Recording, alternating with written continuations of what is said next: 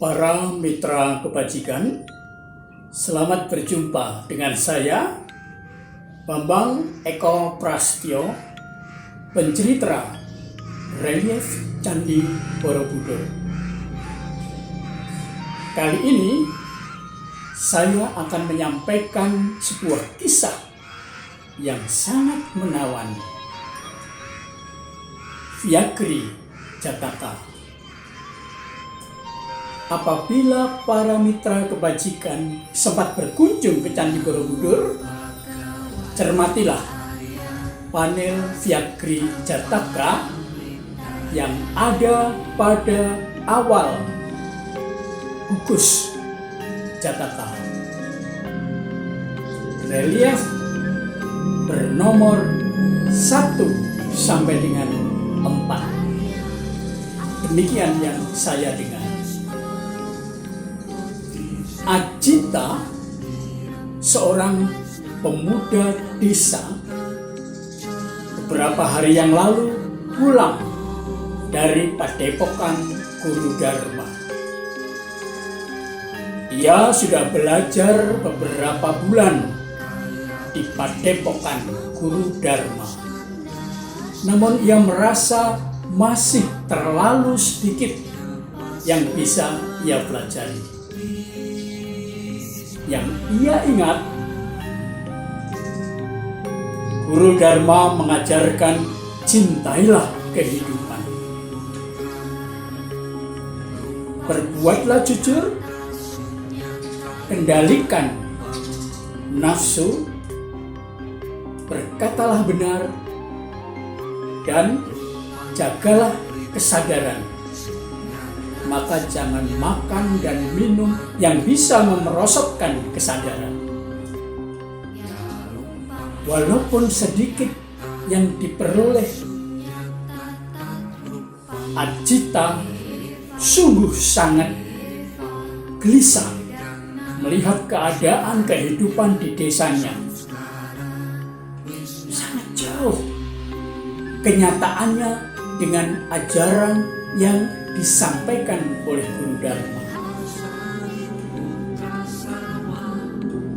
Ternyata masih jauh.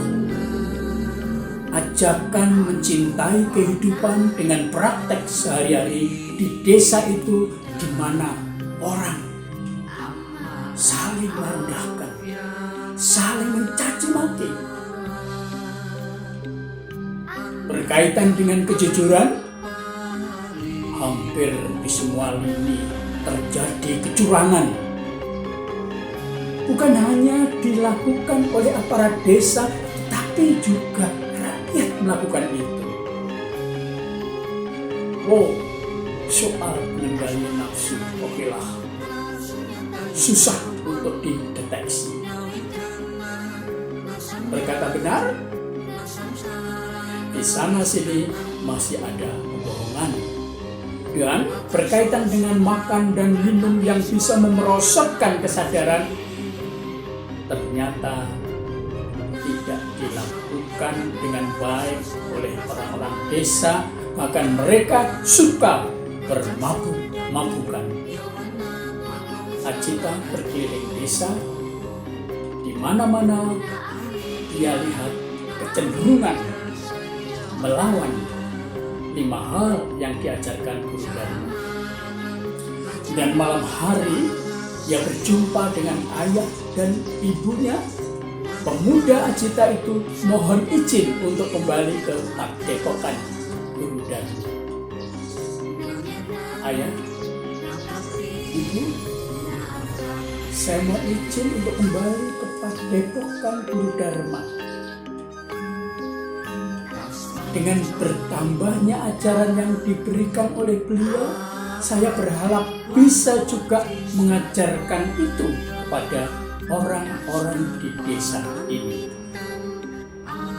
Keesokan harinya, Ajita meninggalkan rumah menuju ke Padepokan Guru Dharma. Di sepanjang perjalanan, dia hanya menginginkan ada suatu saat aku ingin mengajarkan dharma kepada siapapun, terutama di desa saya. Itulah yang diharapkan oleh Ajita. Akhirnya sampailah Ajita di halaman Padepokan Guru Dharma dan menyapanya. Rahayu Bopo, Rahayu. Saya Ajita Bopo. Saya ingin menghadap Bopo lagi untuk belajar. Dari dalam Padepokan Guru Dharma mempersilahkan. Rahayu Ajita. Ya, silahkan. Mari masuk Padepokan dan saya sudah siapkan makanan, yakni umbi-umbian dan juga air bening untuk. Silahkan. Mohon maaf Bopo, saya belum bisa menyampaikan ajaran dharma kepada masyarakat di desa saya Bopo. Saya mohon izin untuk mendalami kelima hal yang Bopo telah ajarkan kepada saya. Oh iya, kelima hal itu memang harus disertai tekad. Jika saya menyampaikan cintailah kehidupan, maka engkau harus bertekad untuk tidak membunuh makhluk hidup. Bukan hanya tidak membunuh manusia, tetapi juga satwa yang ada di sekitarmu.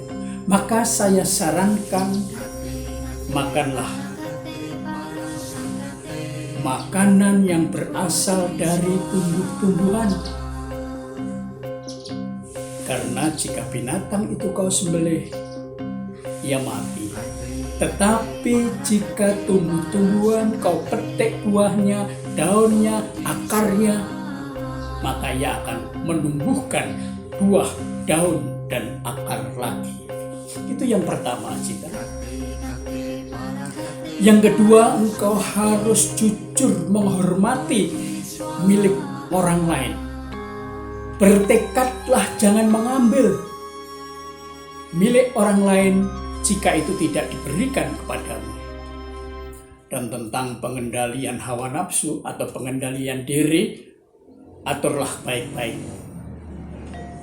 sehingga engkau sungguh dihormati oleh orang-orang yang ada di sekitarmu.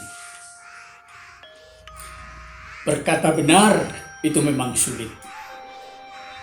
Kita sering berbohong. Kita sering mengatakan hal yang tidak sesuai dengan kenyataan. Ya, saya tahu yang kelima ini memang berat untuk kehidupan orang-orang di desa. Menghindari makanan dan minuman yang bisa memabukkan. Karena dengan mabuk, orang itu kehilangan kesadaran. Maka bertekadlah. Jangan makan dan minum yang bisa memerosotkan kesadaranmu. Itu kelima hal yang saya sampaikan pada waktu lalu kepadamu. Terima kasih Bopo, terima kasih. Saya akan berusaha untuk melakukan yang terbaik dalam hidup saya. Baiklah Ajita, hari ini Bopo akan menuju ke lereng bukit itu. Bopo akan meditasi di tempat yang lebih sejuk daripada padepokan ini. Karena engkau sudah bertekad mengikuti saya, ayo sekalian ikut. Ya Bopo, saya akan mengikuti kemana Bopo akan pergi.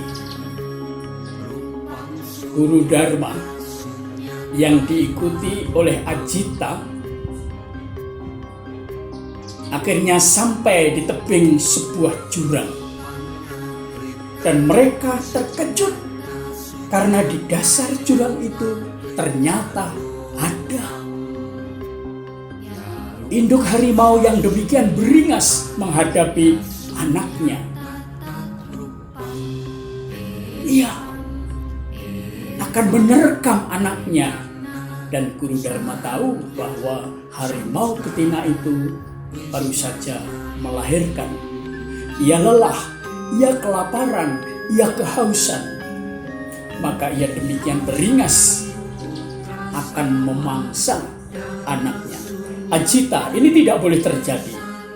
Jangan sampai karena kelaparan, karena kehausan, seorang ibu memangsa anaknya. Tidak boleh terjadi. Baiklah Ajita, kau kembali ke desa. Carikan makanan itu bagi induk dan anak harimau itu. Saya tunggu di sini. Selanjutnya Ajita kembali ke desa, berencana mencari makanan bagi induk harimau dan anaknya itu. Setelah ditinggalkan oleh Ajita menuju ke desa, sekali lagi Guru Dharma itu mengamati perilaku harimau betina di dasar jurang yang semakin beringas. Tidak, ini tidak boleh terjadi. Apapun dan bagaimanapun keadaanmu, wahai harimau betina, engkau tetap harus teguh melaksanakan dharma. Aku meminta Ajita untuk mencari makanan bagi harimau betina itu. Namun,